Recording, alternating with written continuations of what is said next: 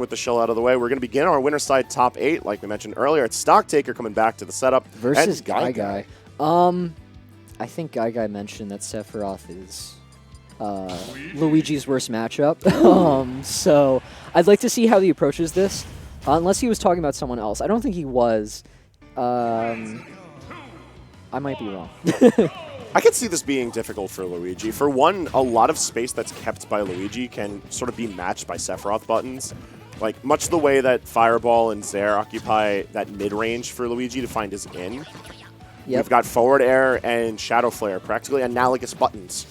On top of that, you have the fact that, in GuyGuy's opinion, there's not a lot of characters that can actually edgeguard Luigi that well, especially on the swordy side, like Lucina or whatnot. But Sephiroth, he's got that down B, and if you get hit by that, you're dead.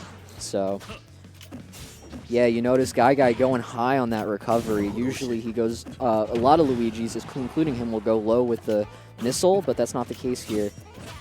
Either way, GuyGuy playing this really well. There's a very real possibility that if GuyGuy takes this game, like Stocktaker is forced to switch to Wolf, and that might give him an easier time. Oh, yeah, definitely. So this game 1 is really important to set the tone of the preceding set. Oh my set. god, that killed 83? That's insane. It's strong. It's strong, and if you don't DI it perfectly at the ledge, like, you're going to be in for a bad time. Yeah. So, Stocktaker playing a bit more patient, just controlling space, getting out of the corner there, and GuyGuy struggling to kill here. I imagine getting a grab is hard too, because Sephiroth wants to be in the air a bit more, but that back air is going to catch him, landing with Shadow Flare, and GuyGuy evening things up to 2 apiece. Yeah, being very selective of the buttons to use in this matchup is super important, from both sides actually, because Stocktaker can't get too aggressive close in. Like, the falling nairs aren't doing too much to deter GuyGuy, but you're already seeing the value of forward air and back air. Oh, definitely. Can you forward air through that Zair? That's crazy. Yeah, it's one of those tools that helps mitigate Luigi pressure and is why it's so difficult for Luigi to have a mid-range presence here. Across the entire cast, that's usually one of the buttons that becomes harder to deal with because it gives Luigi that in. Either it's finding an opening or trading with hitboxes and then further finding an opening for Luigi. Yeah, I find, like, playing Yoshi, that's the biggest, you know, part of neutral is finding a way to get through those mix-ups after he Zairs. Because you have to be aware of Zair, you have to be aware of the aerial afterwards, and Luigi's got some great anti-airs, but, I mean, so does Sephiroth. He has probably, unless Min might be longer, he might have the longest aerials in the game. Oh! GuyGuy going low to get that down air. Dash attack not going to kill there, but... That's actually probably one of the better calls that GuyGuy could be making, given the fact that both Blade Dash and Octoslash take a bit of time to start up. They have hitboxes all over the place and are relatively quick, but that little bit of startup is just the opening that he needs. Alright, GuyGuy with some Shadow Flares on him. Not going to develop into much. He gets the reversal using that spot dodge. And some big damage coming up. No, Stocktaker's just able to dash away out of there. But GuyGuy keeping this super close despite, you know, how bad the matchup may be on paper for Luigi. That's one of the things that I feel is kind of difficult to analyze when it comes to Stocktaker, is that you can look at any of the plethora of characters that he's picked into bracket, and you can have an understanding of it on paper. But if he plays it out on paper, that's the hard part to figure out, because he's doing a lot of very just basic keeping distance from his opponents. He's not going for any wacky combos. He's not trying to go for cheese. He just knows forward air and bear long. Shadow Flare long. True, true, true, but no jump on GuyGuy. Oh, never mind, I'm lied. Great recovery, though, going high. Luigi players definitely in that small bucket of character mains that know to hold on to their jump for dear life. The recovery isn't much to write wow, about that's going to kill. Catching Stocktaker, dropping shield, or I don't think it's shield poked. Either way, it picked him out. That's yeah, the game win one. box is crazy. Yep, so GuyGuy taking game 1. Let's see if Stocktaker is going to switch or he's going to stay. I imagine he's going to switch. Yeah, we're going to Town and City. Pretty good stage for Wolf, especially when you're talking about his combo game.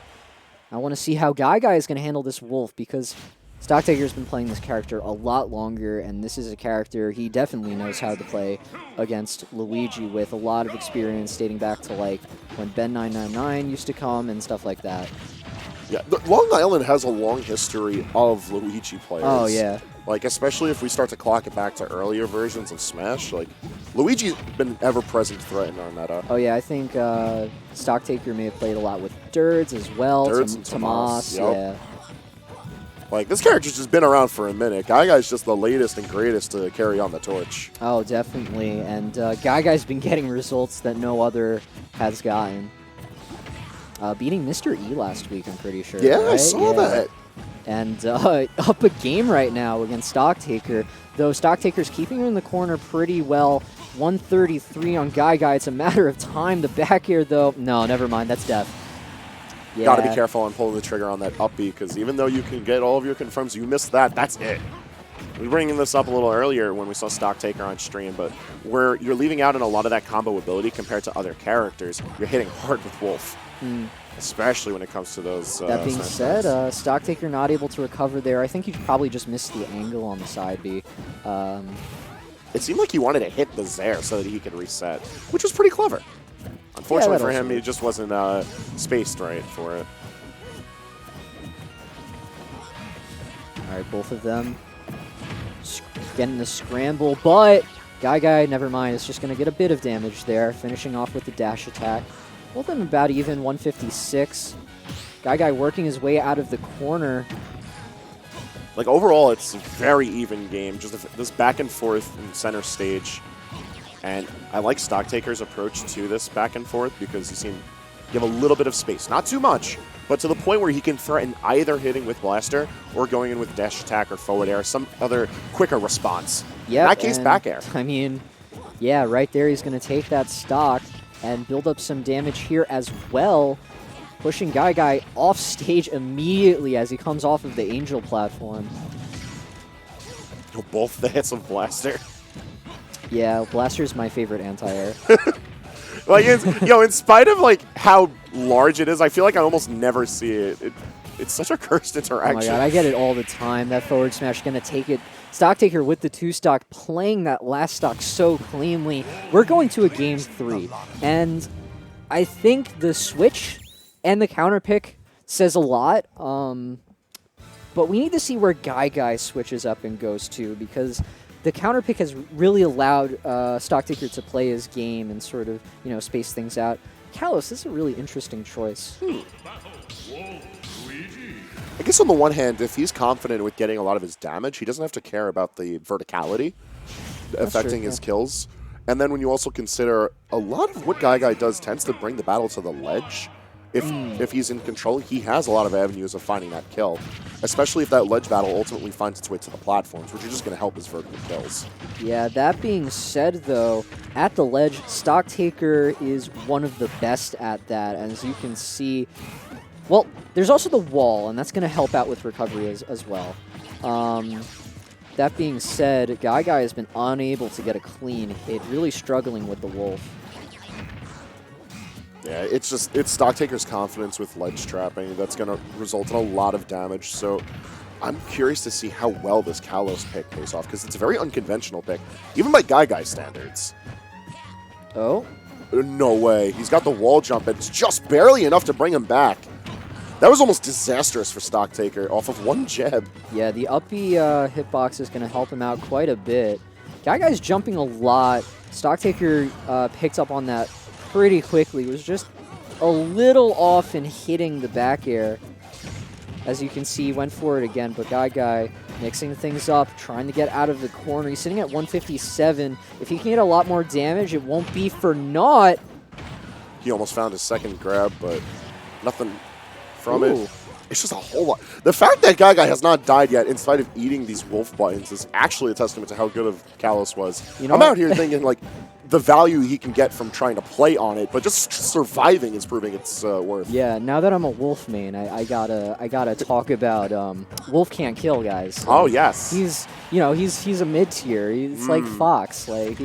They put you on the propaganda pulpit early, huh? With Yoshi, I was very optimistic. Now that I'm in a top tier, I have to... You've seen the world for what it is. Never do top tiers. Not even once. You'll end up like me, kids. That being said, Stocktaker finally going to be able to take GuyGuy's first stock, but now he's sitting at 137 off stage. GuyGuy should be able to finish this pretty quickly unless Stocktaker getting out of the corner, managing to build up this damage.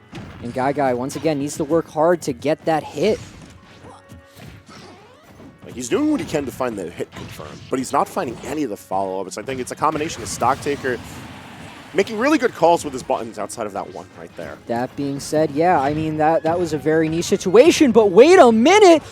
Never mind. Yeah, he tried to cover options with the up tilt, and I love when GuyGuy mixes up the traditional combos, but there are times like that where just following the script would have worked to his benefit so well. I think the thing is, Stocktaker was able to SDI back quite a bit, and GuyGuy was reading the opposite, so he drifted forward a bit too far, was unable to get that. That being said, I mean, he was able to build up 76 damage off the bat, but he died too early. He has to make a lot off of this last stock if he wants to take it. Otherwise, Stocktaker, once again, going to use that Wolf to move his way into winners finals. He's playing really well tonight, too. Oh, he's playing so clean. Especially his Wolf. I mean, the Sephiroth's looking great, but the Wolf is just looking on point. Back air, gonna push GuyGuy off stage. Stocktaker looking for the finish. Misfire actually helping GuyGuy out that time, but once again, calls out the jump from the ledge, and Stocktaker's gonna take it 2-1 over GuyGuy. Moving on to winners finals to play the winner of Mr. E and... I don't know.